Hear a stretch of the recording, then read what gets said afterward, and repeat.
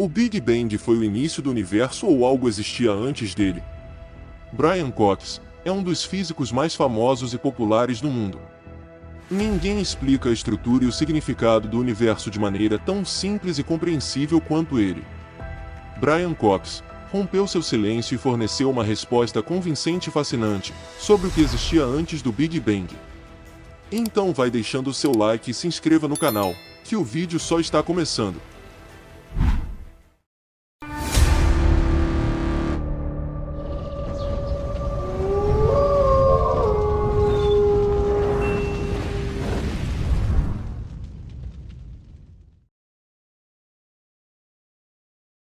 Bem-vindos ao Área Arquivada. O Big Bang aconteceu em todos os lugares, então o universo não está se expandindo para algo.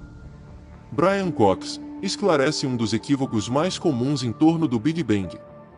Costumamos pensar no ponto de partida como acontecendo em um local específico, mas Cox explica que não houve um ponto central da explosão, porque o Big Bang estava em todos os lugares.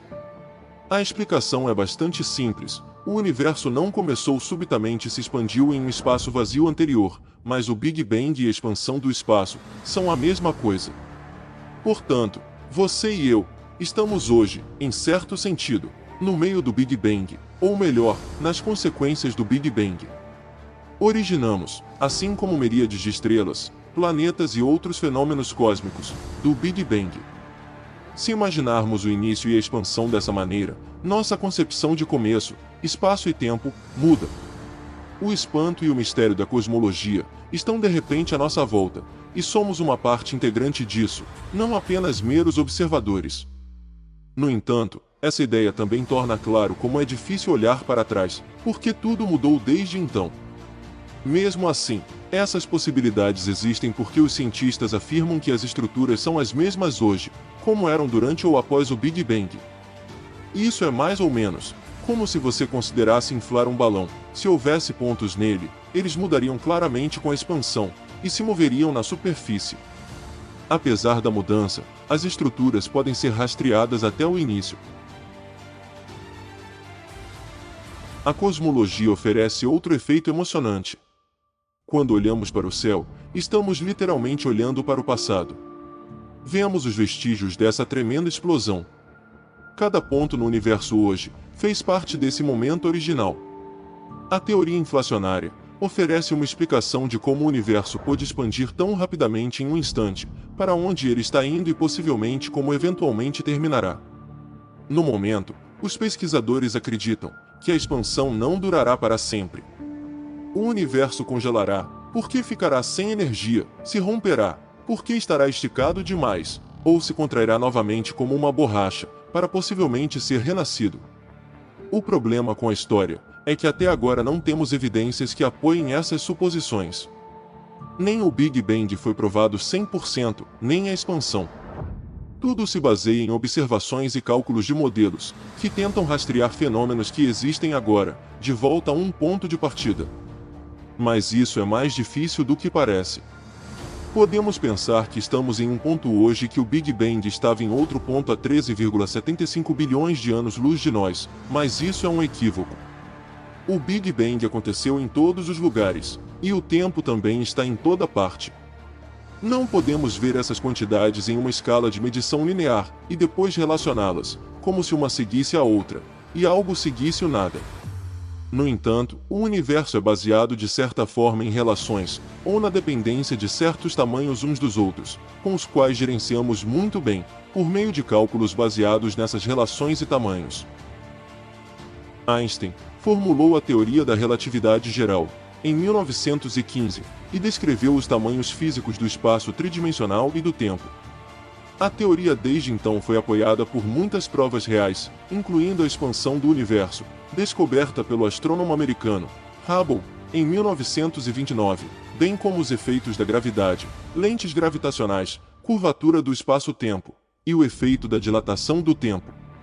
No entanto, mesmo Einstein nunca pôde descrever o que o tempo realmente é. Ele suspeitava que o tempo é apenas uma ilusão na percepção das pessoas. Santo Agostinho, também conhecido como Agostinho de Hipona foi um teólogo e filósofo cristão primitivo, que viveu de 354 a 430 d.C. Em relação ao tempo, ele ofereceu algumas das reflexões mais antigas e profundas sobre a natureza do tempo. Ele observou que o tempo é difícil de definir, embora todos saibamos o que é. Ele também argumentou que o tempo não existe, independentemente da percepção humana. Ele distinguiu entre o passado, o presente e o futuro, observando que o passado e o futuro não são, de alguma forma, reais. O passado não existe mais, e o futuro ainda não começou. Apenas o presente, que lhe parecia breve e tímido, pode ser realmente real. Mas como é agora, se a luz que estava a 13,5 bilhões de anos no universo, em seu caminho encontra os espelhos de observação de nossos telescópios, alguém teria que assumir que essa luz foi emitida de um lugar, e agora chega a outro lugar, mas lembre-se de que estamos no meio do Big Bang, e ele ainda se expande hoje, com nós no meio. Você percebe então, que a luz não viajou realmente através de um espaço, de um ponto a outro. Em vez disso, o efeito de espaço e tempo vem da expansão. Mesmo que o tempo exista apenas em nossa percepção, ele ainda é real para nós. Períodos de tempo começam, passam e terminam novamente. Temos a ideia de um começo e um fim. Para Agostinho, apenas Deus existia fora do tempo, como um ser eterno que criou o tempo e o espaço em si. Albert Einstein olhou para o tempo de uma perspectiva física. A teoria especial da relatividade de Einstein já introduz a ideia de que o tempo não é uniforme em todos os lugares no universo. Se pegarmos o exemplo do balão novamente, você pode facilmente entender com sua imaginação que o tempo pode passar mais rápido na ponta do balão do que na parte mais larga. Einstein não via o tempo como algo absoluto, mas como algo relacionado a outras coisas, especialmente velocidade e gravidade. A questão emocionante surge se nós, como parte do balão, podemos descobrir o que foi o seu começo e se havia algo antes do balão aparecer. Se acreditarmos nas explicações de Brian Cox, então isso é possível.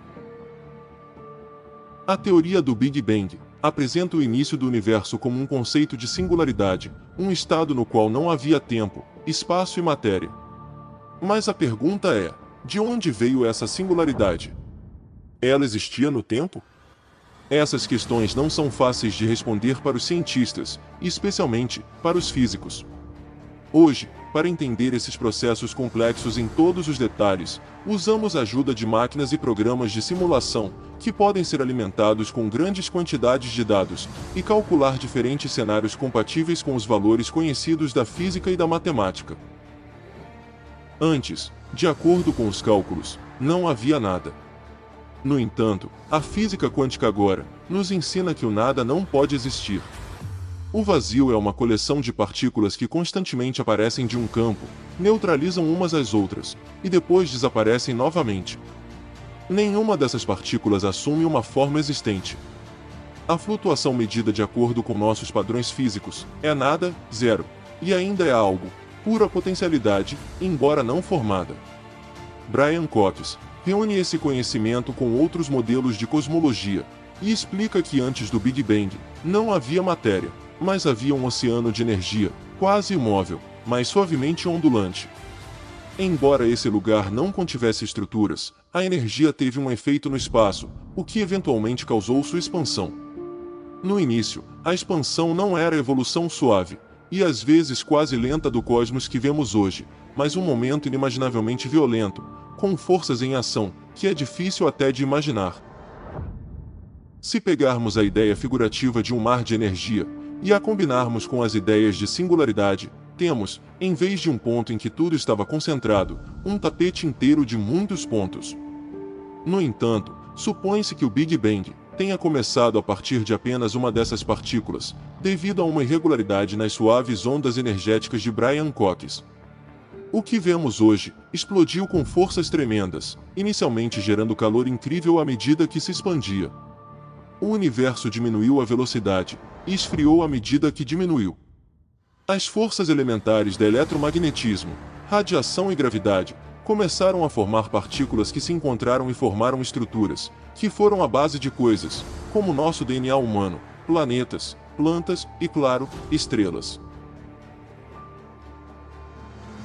Einstein considerava discussões sobre o que aconteceu antes do Big Bang como inúteis. Em sua opinião, não poderia haver nada antes desse evento que os humanos pudessem compreender. No entanto, essa conclusão desafia o conceito fundamental de relações de causa e efeito, na física. Cada efeito deve ter uma causa ou razão. A semente causa a árvore, os pais causam o nascimento de seus filhos, ou o bater das asas de uma borboleta causa um furacão, e assim por diante. Toda experiência humana e todos os processos em nosso mundo material são baseados em relações de causa e efeito. Portanto, a noção de Einstein, de que nada, absolutamente nada, existia antes da singularidade cósmica, parece inadequada. O modelo de Bryan-Cox, de flutuação quântica, é hoje uma extensão aceita da cosmologia padrão. Embora saibamos e possamos descrever esses efeitos, no limiar da mecânica quântica, começa um mundo que mal podemos medir e descrever. Até agora, Werner Heisenberg chamou esse limiar de fusines. Até agora, não podemos decifrar o plano da matéria aqui e agora, porque nossos métodos de medição falham nesse limite, e é o mesmo com o estado antes do Big Bang. A imagem de partículas do carpete de Bryan-Cox não contém quantidades mensuráveis. A física quântica encontrou outro efeito emocionante, que pode nos dar uma ideia. O bloco de construção básico do universo é a informação, e essa informação não pode ser criada nem destruída. Nosso universo nasceu, portanto, nas características básicas, como informação em constante mudança. Se isso não pode ser criado e nem destruído, deve ter sido contido na singularidade, ou no tapete de energia neutra, de onde tudo se originou. A informação não é neutra e também não é nada. Portanto, hoje devemos assumir que a informação da qual nosso universo foi construído é eterna. E vamos chegando ao fim de mais um vídeo.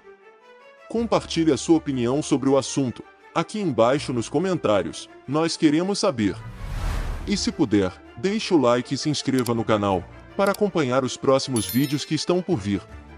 Até a próxima viagem!